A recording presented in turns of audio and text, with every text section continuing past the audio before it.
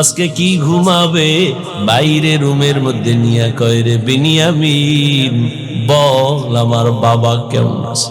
ইউসুফ আলাইহিস সালাম ভাইদের ষড়যন্ত্রে পড়িয়া বাবার থেকে আলাদা হয়ে গেল। সবাই বাবারে খেলার নাম বইলা ইউসুফ নবীরে নিয়ে গেল। বাবায় ছাড়তে চায় না, কিন্তু কলে কৌশলে আটকাইয়া যখন নিয়ে যায় ইয়াকুব নবী চোখের পানি ছেড়ে কান্না করে। বাবার চোখের আড়াল থেকে যখন দূরে সরে গেল, 10টা ভাই ইউসুফের বাবার চোখের সামনে কোলে নিছে। যখনই বাবার চোখ আড়াল হয়ে গেছে তখন মাটিতে ফালায় কয় এবার হাইটা যা, কোলে নেওয়া হবে না। নিতে নিতে জঙ্গলের ভেতরে এক ভাই মারে, আর এক ভাইরে কয়বার তুই মা। ওই ভাইদের মধ্যে যিনি বড় তার নাম ইহুদা। বড় ভাই কয় ওরে মারিস না, ও ছোট মানুষ ওরে মারিস না। ইউসুফ বড় ভাইয়ের দিয়ে তাকায় আর কাঁদে। ওরা মারে আর কয় তোরে এখন মারতেছি, তোর কোন বাবায় ফিরাবে। যখন বড় ভাই বাধা হয়ে দাঁড়ায় গেল, অন্য ভাইরা কয় তোমারও মারো। ভাই চুপ হয়ে গেছে। কূপের কিনারায় নিয়ে জামা খুলিয়া যখন ইউসুফের রশি দিয়া বাঁধে ভিতরে ফালাবে কূপের মধ্যে,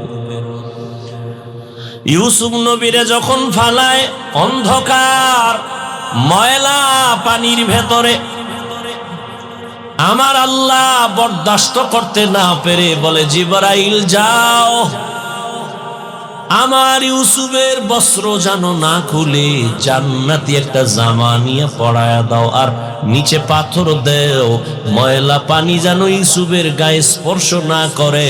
ইউসুফ পাথরের উপরে দাঁড়ায় যাবে। ওরা রশি দিয়া বেঁধে যখন ভেতরে ছাড়ছে, কিছু দূর যাওয়ার পরে উপর দিয়া রশি কেটে দিয়েছে। হাম কইরা কইরা পাথরের উপরে ইউসুফ দাঁড়ানো, জান্নাতি জামা পরা, আর আলো তো লাগবে না। ইউসুফ নবীর চেহারায় পুরো অন্ধকার, কূপ আলো হয়ে গেছে। শুনিদা কায় বুয়াদ মানন্দে দিদা তোরা দিদা ও ইউসুফ শুনিদা।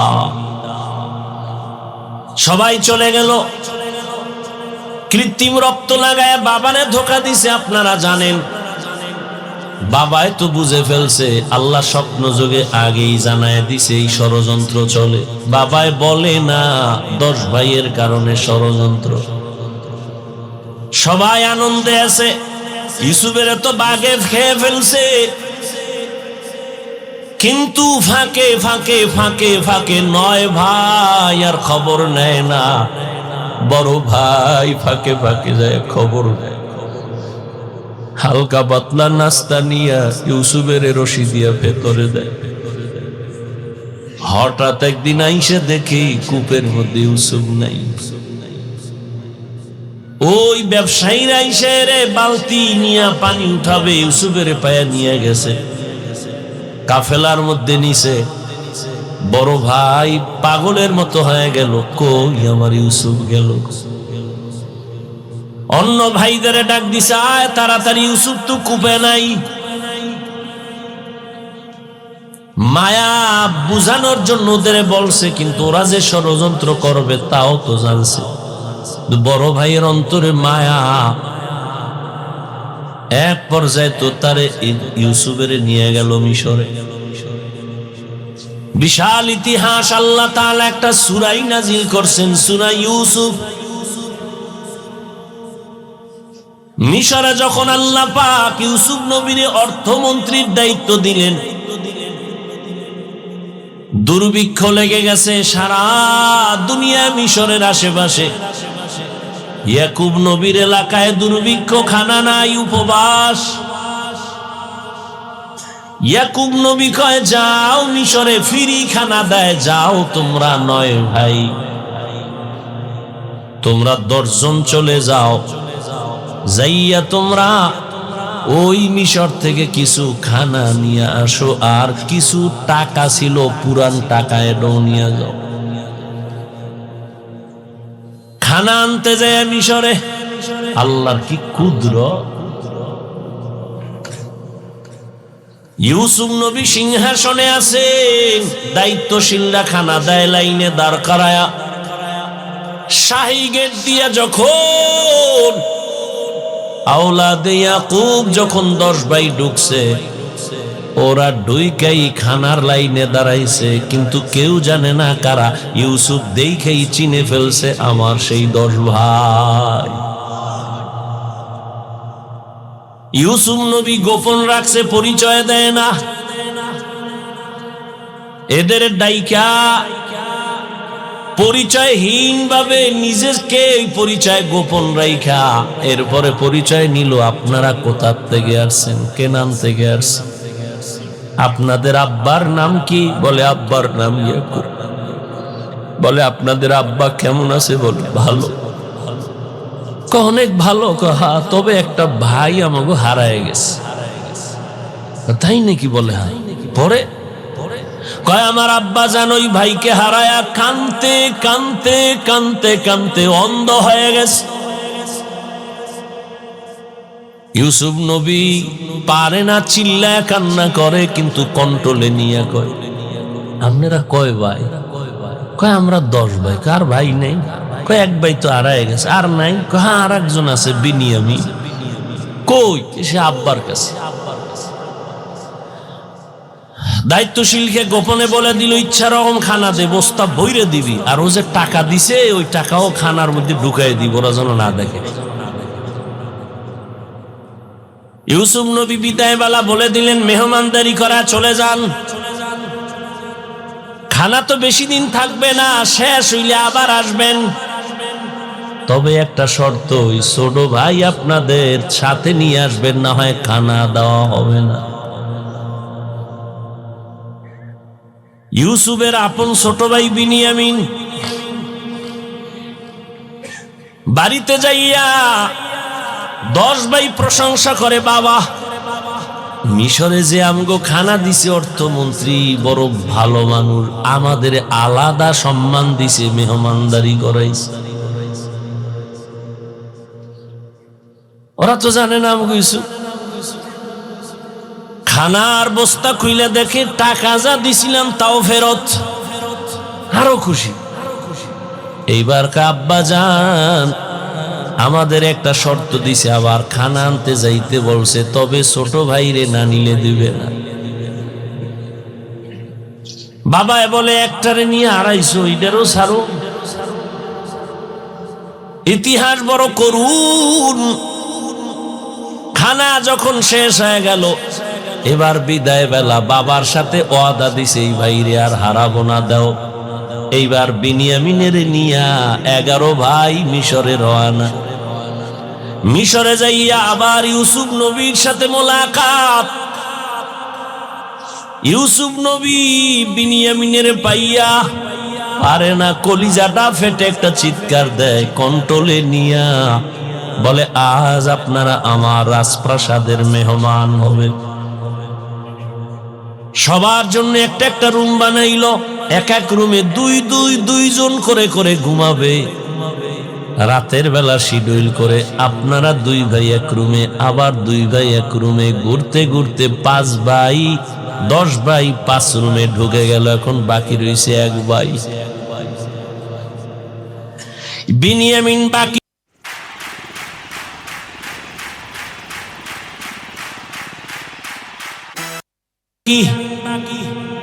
আপনারা যদি কিছু মনে না নেন, এক রুমে কি এই ভাই থাকতে পারে আপনাদের? না, কথা আপনারা অনুমতি দিলে এরে আমার সাথে আজকে রাখি, আমার সাথে ঘুমাবে। এরা তো খুশি। যদি মন্ত্রীর সাথে ঘুমায় তা আমাকে খাওয়ান বেশি পাবো, মোহাব্বত বাড়বে।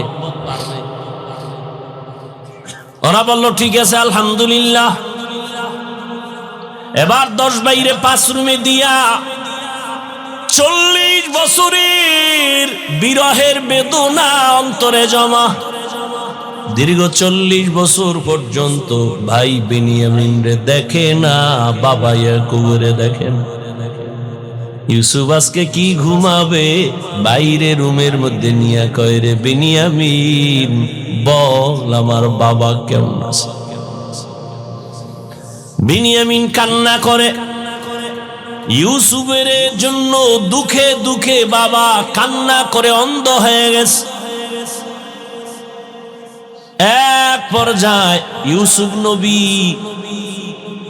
কৌশল অবলম্বন করে বিনিয়ামিনের সাথে গোপনে সব খোঁজ খবর নিয়া বিনিয়ামিন রে ছাড়বে না, কৌশল কইরা বিনিয়ামিন রে রাখার জন্য ইউসুফ নবী রেডি হলেন। ভাইরা আমার, 10 বাইরে আবার খানা দিয়া বিদায় করেছেন। ইউসুফ নবী বিনিয়ামিনকে রেখে দিলেন, নিয়ম অনুযায়ী একটা কৌশল করেছেন, ওটি বলার সময় নাই।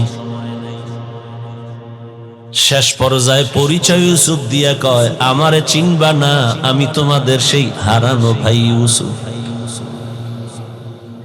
কান্নাকাটির এক অবস্থা, বলে আজ আমি তোমাদের উপরে কোনো প্রতিশোধ নিব না, যাও আমার বাবারে সালাম জানাও, আর আমার একটা জামা আছে জামাটা নিয়ে যাও।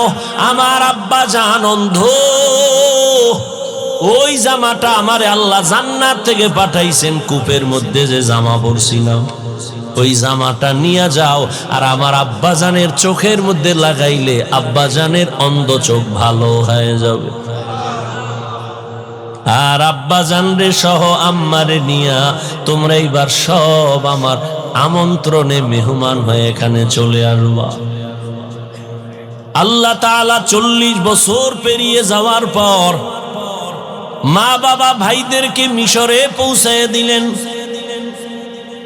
এরে আল্লাহর গোলাম, এই ভাই ভাইয়ের জন্য যে কত মায়া কত মোহাব্বত, কিন্তু এমন দুনিয়াতে আসলাম যে ভাই ভাইকে জবাই করে এই দুনিয়াতে আমরা আসছি, জানি না মইরা গেলে আমগো ভবিষ্যৎ আর কত খারাপ হয়।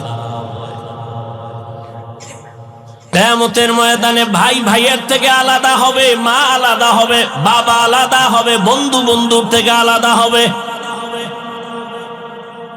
আল্লাহ বলেন ওই দিনের ভয় অন্তরে জমা কর, অন্তরে ওই ভয় জমা করিয়া যদি গুনাহ থেকে নিজেরে বাঁচাও, আমি ওয়াদা করলাম তুমি বিনা হিসাবে জান্নাতি। हर के दारत खौफे हकदार दिल मदाम जन्नतुल मावा देहद ओ रामकाम।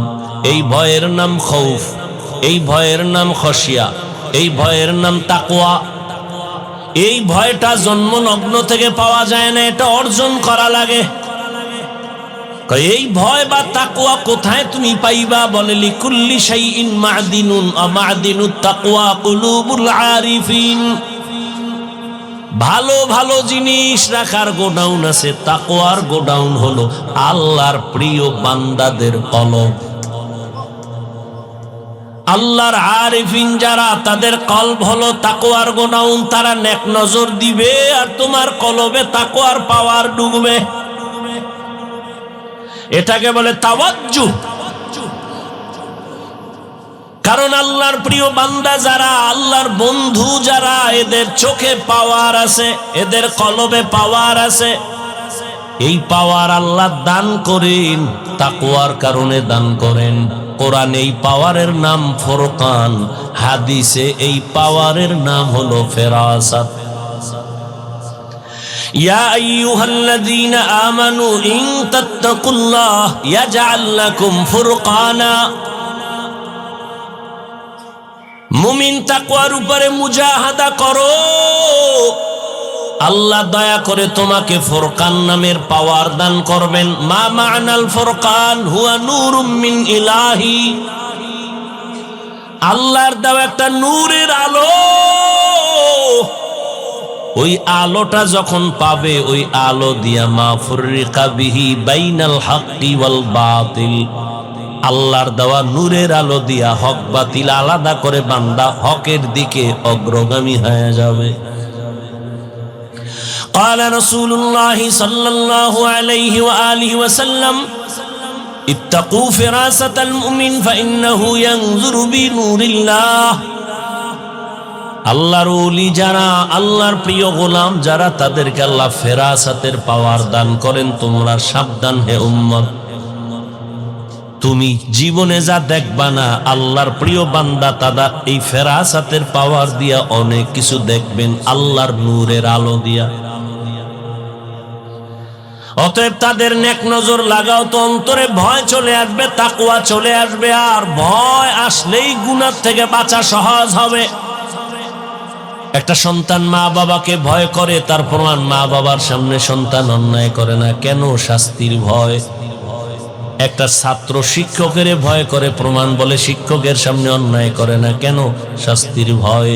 ঠিক এই দুনিয়ায় যেই বান্দা আমার আল্লাহকে ভয় করবে, ওই বান্দা গলায় ছুরি লাগাবে, কোনোদিন দাড়ির মধ্যে ছুরি লাগাবে না। এটা সম্ভব কখন? যখন তাকওয়া আসবে, আল্লাহর ভয়। দেখেন, এখানে আমরা সবাই মুসলমান। আপনার আল্লাহ আমার আল্লাহ দুই না এক।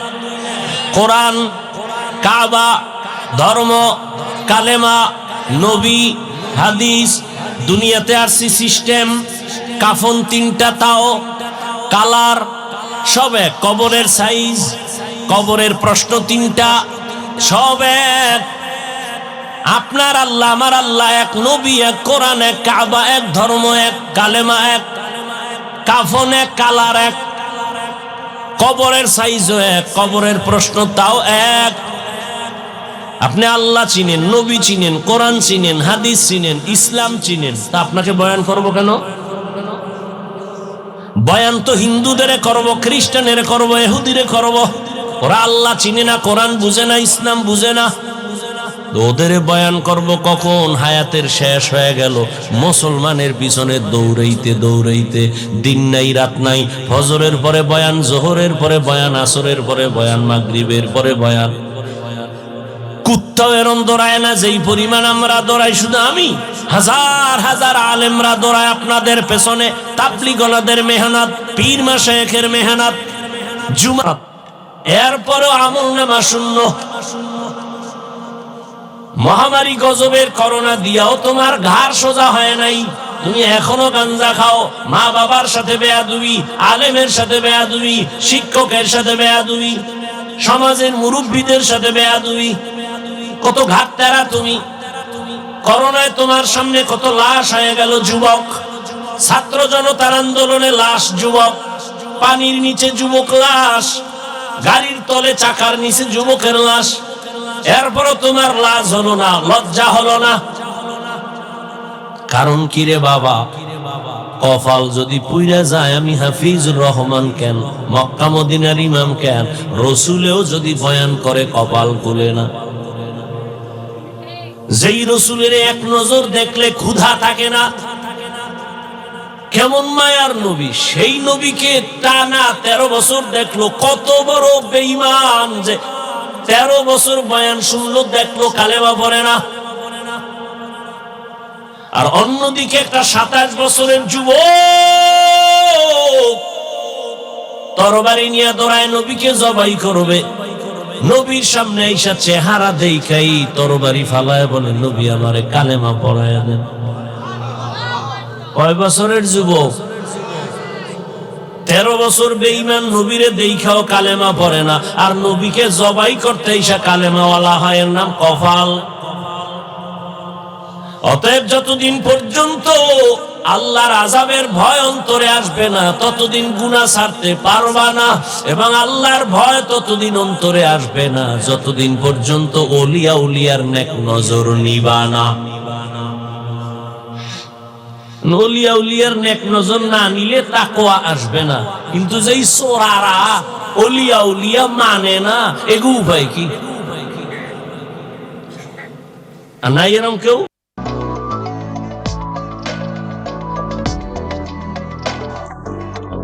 Take bath with Milk Soap daily. বলে আমরা ওলি মানি না, আউলিয়া মানি না। নাই? আল্লাহর জাতের কসম, ওয়াল্লাহি বিল্লাহি তাল্লাহি, আল্লাহর কসম একবার, আল্লাহর কসম দুইবার, আল্লাহর কসম তিনবার। যারা বলে আমরা ওলি মানি না, আউলিয়া মানি না, তিনবার কসম করে বললাম, ওরা কোরআন মানে না, বুখারী শরীফ মানে না, ওরা ভণ্ড, ওরা বাতিল। ওদের যারা ভণ্ড বলে না তারাও ভণ্ড।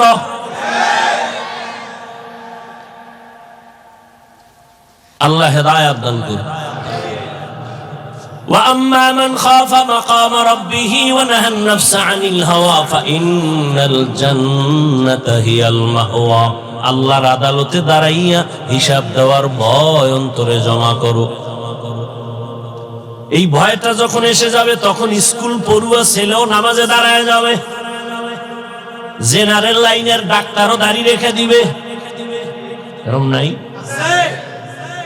আমি কি তোমাকে এতক্ষণ যে বয়ান করছি যুবকেরা, আমি কি একবারও বলছি আমার মতো পাস করলি লাগা? আমি বলছি আমি কওমি মাদ্রাসার সন্তান, স্কুলে তালা লাগায় মাদ্রাসায় ঢোক। আমি তাবলীগের লাইনের সন্তান, আমি পীরের মুরিদ। একবারও বলি নাই তাবলীগ না করলে জাহান্নামী, পীরের কাছে না গেলে জাহান্নামী, একবারও বলি নাই। বড় আমি বলবো রে যুবক, স্কুলে পড়ো, কলেজে পড়ো, চাকরি করো, ব্যবসা করো, বাধা নাই। ডাক্তার হও, ইঞ্জিনিয়ার হও, প্রফেসর হও, সাংবাদিক হও, তবে দাবি আমার একটা, বেয়াদব হইও না। মা বাবার দোয়া নাও, শিক্ষকের দোয়া নাও, আলেমের নেক নজর লাগাইয়া ডাক্তার হলে তোমার জীবন সফল। তোমার মতো যুবক জেনারেল লাইনে পড়িয়া 5 বেলার নামাজ পড়ে এমন কি যুবক নাই? তোর কপালে কার বরদোয়া লাগছে রে কপাল পোড়া? তুই কেন পারো না রে বাবা? তোমার মতো তো যুবক র‍্যাব, আর্মি, পুলিশ, বিডিআরের চাকরি করে 5 ওয়াক্ত নামাজ পড়ে নাই। তোমার কপালে কার অভিশাপ লাগছে বলো? তোমার মতো যুবক ওসি, ডিসি, এসপি, এমপি, মন্ত্রী, মেম্বার, চেয়ারম্যান, ব্যবসায়ী, চাকরিজীবী 5 বেলার নামাজ পড়ে, তুমি কেন পারো না? আল্লাহ বিবেক দিছে, জবাব দাও।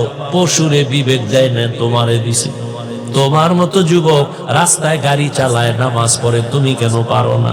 তোমার মতো যুবক জমিনে কৃষি কাজ করে, নামাজ পড়ে, তুমি কেন পারো না? তোমার মতো যুবক নদীর মধ্যে মাছ ধরে, নামাজ পড়ে, তুমি কেন পারো না? কপাল বুঝি খারাপ? কি বুঝাইতে চাও বাবা? কি আমরা ভুলে আছি? তাও প্রমাণ দিয়ে বলো যে হ্যাঁ হাফিজ ভাই, তোমরা লাইন ছাড়া আমরা ঠিক আছি। যদি কোরআন থেকে একটা দলিল দেখাইতে পারো, আমি এখন দাড়ি কেটে ফেলবো। যদি বলো কোরআনে যা আছে সব ভুল, একটা ভুল বের করে দাও, তোমার লাইনে চলে যাব, প্যান্ট শার্ট টাই লাগায় নাচ গান শুরু করে দিব। আর যদি বলো না হাফিজ ভাই আপনারাই সঠিক পথে আছেন, শয়তানের ধোকায় পড়ে আমরা ভুলে আছি, তাহলে তোমারে গালি না, কিছুই না, বরং বিনয়ের সাথে বলবো দুটো পা তুমি আগায় দাও। আমি পায়ে হাত রেখে বলবো, আর দাড়ি কাটি আমার নবীরে কষ্ট দিও না। وَأَمَّا مَنْ خَافَ مَقَامَ رَبِّهِ وَنَهَى النَّفْسَ عَنِ الْهَوَى فَإِنَّ الْجَنَّةَ هِيَ الْمَأْوَى। আল্লাহ বলেন কিয়ামতের দিন আমি আল্লাহর আদালতে দাঁড়াইয়া হিসাব দেওয়ার ভয়ে যারা দুনিয়ায় নিজেকে গুনাহ থেকে বাঁচাইবে, আমি আল্লাহ ওয়াদা করলাম তাকে বিনা হিসাবে জান্নাত দিব। সুবহানাল্লাহ। না সারাদিন বিড়ি ঢাললে সুবহানাল্লাহ। নবীজি বলেন ইত্তাকিল মাহারিম তাকুন আ'বাদান নাস। আল্লাহর নিষিদ্ধ জিনিস থেকে নিজেকে বাঁচাও, তো মানুষের কাছে মর্যাদা তোমার বেড়ে যাবে। বাড়াবেন কে? আল্লাহ বাড়ায় দিবেন। কেমন বাড়াবেন? দুনিয়াতে মানুষ বানানোর আগেই তো আল্লাহ মর্যাদাবান করে বানাইছেন। 24টা ঘন্টার প্রতিটি মুহূর্ত নূরে তৈরি ফেরেশতারা আল্লাহর তাসবিহ পড়ে গুণগান করে। একটা গুনাহ করবে দূরের কথা, ফেরেশতারা গুনাহ চিনেই না। এরপরেও ফেরেশতারা আল্লাহর কাছে দামি না। মর্যাদাবান না। কিন্তু মানুষকে আল্লাহ এত সম্মান করেছেন, এত সম্মান দিয়েছেন যে মানুষ কেমন মানুষ, চাইলেই সে নামাজ বাদ দিয়ে চলবে, চাইলে মন্দিরে যাবে, চাইলেই মসজিদে যেতে পারবে, চাইলেই নেক আমল করতে পারবে, চাইলেই গুনাহ করতে পারবে। এই মানুষের আল্লাহ মর্যাদাবান করার পরে মানুষ বানাইছেন, বানাইয়া মর্যাদা দেন নাই, মর্যাদার সিদ্ধান্ত নিয়ে তারপরে মানুষ বানাইছেন। ওয়ালাকাদ কাররামনা বানি আদম ওয়া হামালনাহুম ফিল বাররি ওয়াল বাহরি ওয়া রাযাকনাহুম মিনাত তাইয়্যিবাত وفضلناهم على كثير ممن خلقنا تفضيلا। আল্লাহ বলেন, বনি আদম বড় দামি, আমি আল্লাহ এদের জন্য দুনিয়ার জমিনে চলার মতো সুন্দর ব্যবস্থা করে দিয়েছি, পানির মধ্যে চলারও ব্যবস্থা করে দিয়েছি। যেই লোহা পানির মধ্যে ছেড়ে দিলে নিচে চলে যায়, মানুষের মেধা দিয়া ওই লোহা দিয়ে স্টিমার বানায়া বৈশা বৈশা এক দেশ থেকে আর এক দেশে যায়। আমি আল্লাহ মানুষের জন্য আবার জমিনে সুন্দর খানার আয়োজন করেছি। গর্তের পিপিলিকার খানা আমি আল্লাহ দেই, জঙ্গলের হাজারো প্রাণীর খানা আমি আল্লাহ দেই, উড়ন্ত পাখির খানাও দেই, নদীর মধ্যে হাজারো ধরনের মাছ এর খানাও আমি দেই। তবে মানুষের খানার মতো পিওর সুস্বাদু খানা জমিনে আর কাউকে আমি দেই না। মানুষের খানা এত পিওর, সব খানা আমি কাবারে ঢুকাইয়া দিছি। তুমি যে ভাত খাবা চাল কাবারে, তুমি রুটি খাবা গম কাবারে, তরকারি খাবা কাবার করে দিলাম, মাছ খাবা কাবার দেওয়া আছে, গোশত খাবা এখানে তোমার চামড়ার কাবার লাগানো, আবার চামড়ার উপরে পশমের কাবার লাগানো। সব আমি মানুষ তোমার জন্য পিওর রেখেছি। যদি কোনো রিজিকে ভেজাল থাকে, এই ভেজাল আমি আল্লাহ করি নাই, নিমক হারাম মানুষ করেছে।